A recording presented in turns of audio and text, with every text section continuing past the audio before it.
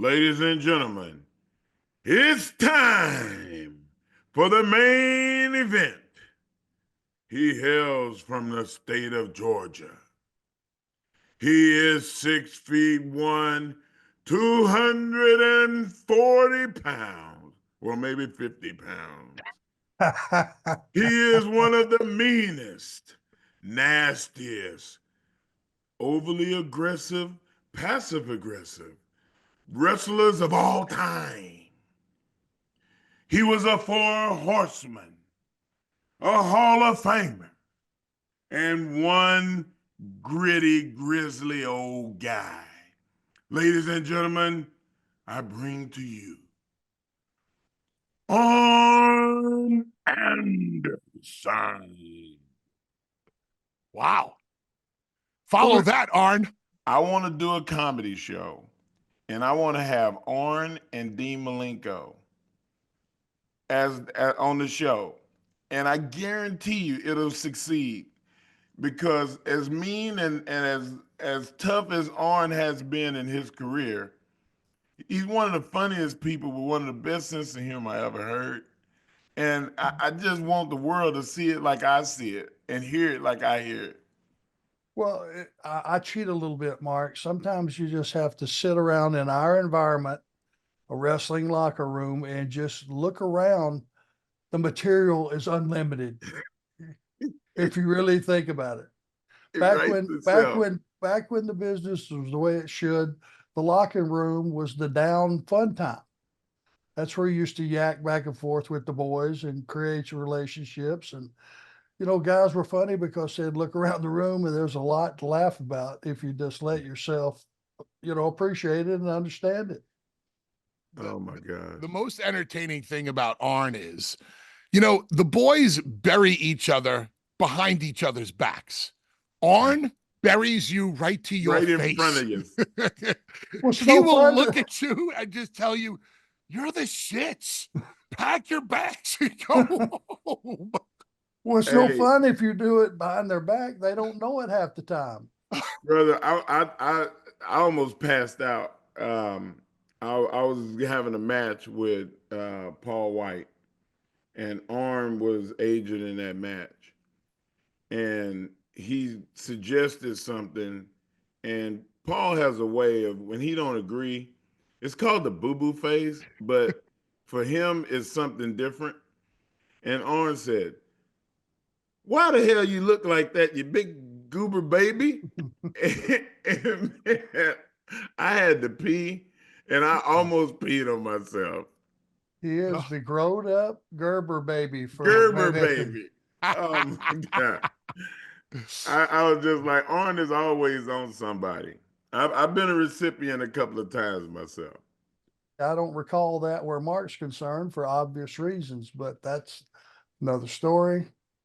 I don't know if you ribbed the world's strongest man. It may be too late by the time you figured out you might have went a little too far. Yep. He'll just break you in half. Sing you into a wall or something. Yes. Arn talked me down from a tower. I was so angry. I can't remember what happened, but like the person was spouting off, and I got mad at the situation. I said, I just want to grab him and just pull his skin down. And Arn said, "Whoa, Jumbo." He called me Jumbo. Yeah, whoa. He said, "You're gonna do what?" And I said, "I'll pull his skin down, like turning a sock down." And he said, "Hey, you save that shit because that's a visual that nobody wants to see." Oh God. I mean, think about that frightening. You're gonna peel a man like a grape. Come on. Tremendous. I love it. And the thing, Bubba, as you know, things in our business, escalate very quickly because sometimes something's been bothering you about, that's totally unrelated. But when you possess some of the things I've seen Mark do in the ring when he's working, if he were to temporarily blow a gasket, he would sling you against a cement wall, splatter you like a tomato, and it'd be too late to go, "Oh, I didn't mean to go that far." 1000%. Mark Henry is not somebody that you wanted to mess with, toy with, rib, the whole 9 yards. I chopped him in the nipple one time, and he almost peeled me like a grape. Oh, and that was probably accidental, but maybe not. Who knows? No, it wasn't. I did it on purpose. I wanted to get that fire out of him. Of course you did. Arn, Saturday night's main event makes its return to NBC, to Peacock, to the WWE this Saturday night. You were a part of many Saturday night's main events. Can you talk about your experiences? Did any one particular one stick out to you? And how do you feel about the WWE bringing back Saturday night's main event? Anything WWE to further enhance the quality of the business, I'm all for, because that's what they do. Once you think you're catching up with them, if you're another company, then they just surge ahead a little bit further and kind of keep you, everybody's in second place. So being there and knowing what that meant, for some reason, Dick Ebersol liked Tully and I on a personal level. I don't know if he started out just being a little bit of a fan. I know he was a wrestling fan, huge. And he was the one that was in charge of those Saturday night main events. But he liked Tully and I. He would try to get us on those, as many as he could. There was a 1 hour show, correct? Yes. No, 90 minute. 90 minutes. So you had 4 matches at the tops. So it was a honor and a privilege to be on that list of 4 matches, because NBC, everybody sees and gets, and the range of being on network television in those days was just, I'd love to know the numbers. You may even know the numbers of what they get, or they used to get on those shows. What is it, 9 o'clock Saturday night? I believe Saturday night's main event used to go on at like 11:30. I think it went on late at night on the East Coast. Really? I believe so. I believe it was a later in the evening show. I could be wrong. I don't remember it being on as early as 9 o'clock. I could be totally wrong, though.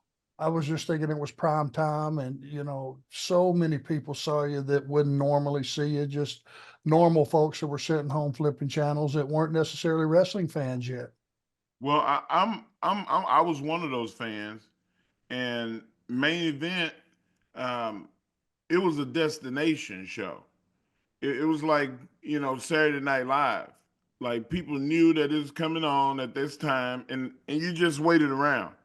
I remember in college not going out until after Saturday Night Live went off, and that was just a common thing. And that's the same way when I was a little kid with main event.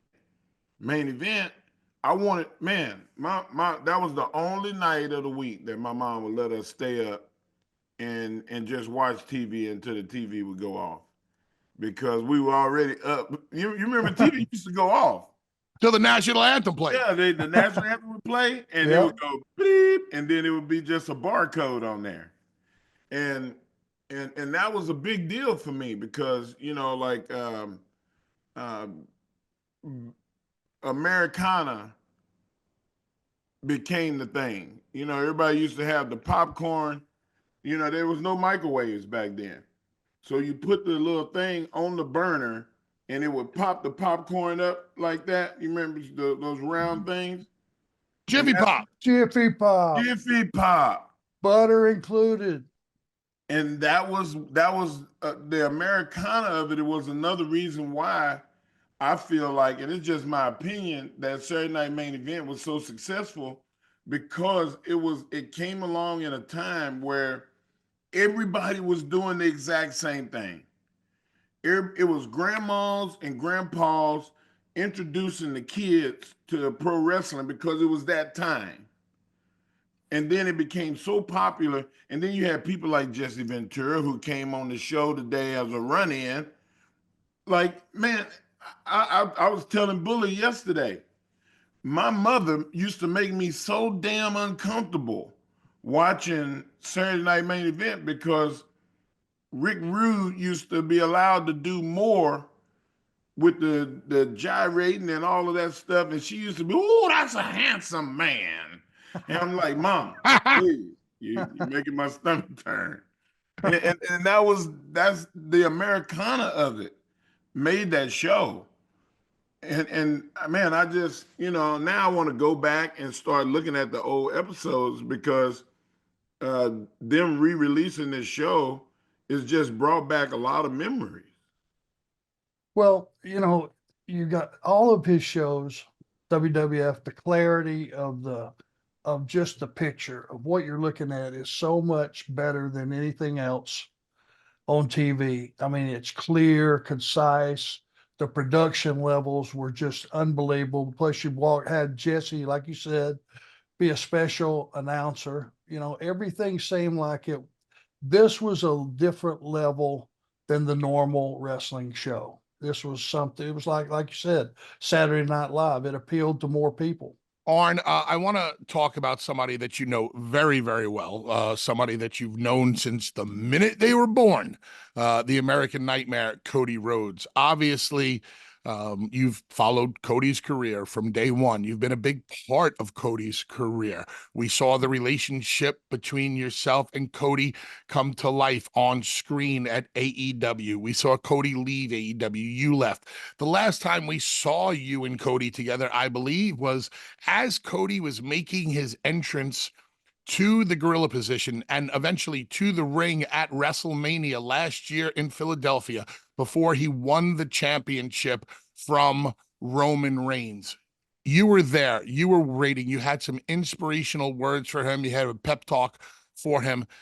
Tell me about how you feel about Cody Rhodes these days as a world champion. Do you think he's doing a good job, a great job, a phenomenal job? And what more you'd like to see from Cody in the future? Well, I had Cody teeter-tottering when he was with AEW at the point of just adjusting his attitude a little bit, understanding that if you're going to go out there and tell the wrestling world and all the boys in every locker room, your goal is to be the champion. You're going to do whatever you have to be the champion.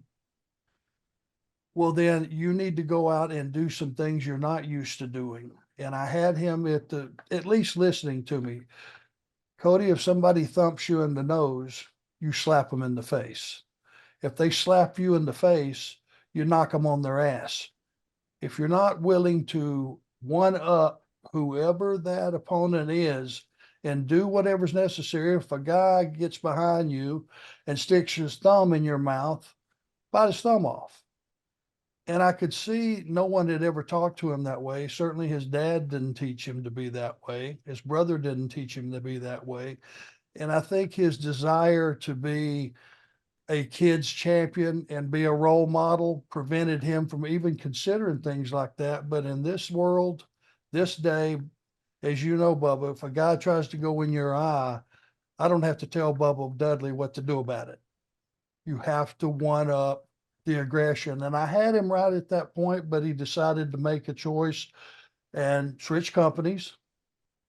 And I still feel like the only way he's going to be able to stay at the top, if he truly wants to have one of those colossal, unbelievable runs in this business, he's going to have to be more aggressive, more willing to do some things that might hurt some people's feelings or even scare somebody like, oh my God, I never saw that side of him. Well, that side of him is what's going to sustain him as a champion, I feel like. Your relationship with him these days, do you get a chance to speak with him often? We do talk as often as anybody does when you're off the table for a while and you're not in the forefront of the business.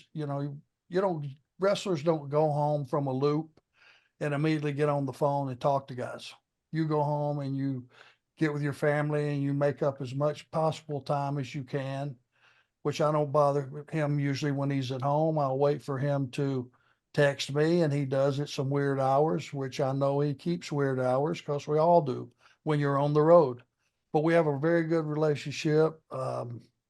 That spot at SummerSlam, I have more people coming up to me at signings and stuff that occurred after that and went, man, I didn't expect to see you. That was so off the wall. I really enjoyed it. What a surprise. And Arn, how proud of Cody would Dusty be? oh my God.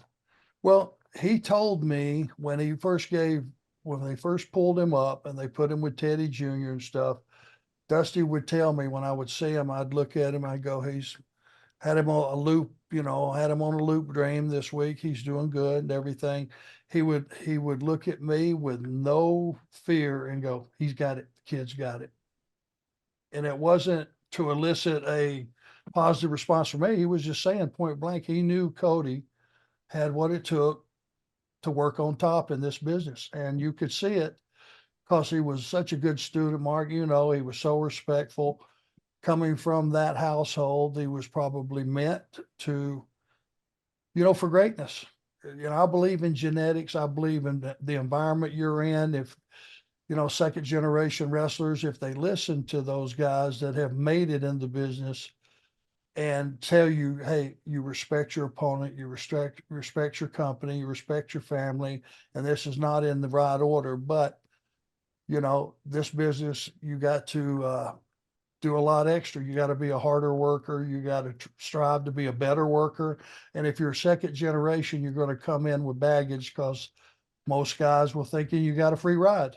I do want to ask you a question about Cody, the student of the game, all the positive things about Cody. Yeah, we get it.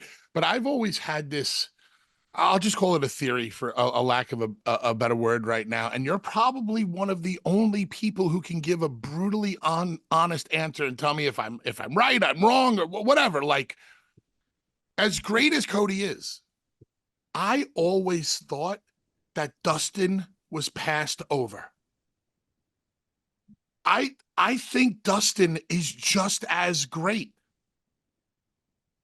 Yes, no, agree, disagree. Like, sometimes you can switch gimmicks in this business and it will kill you.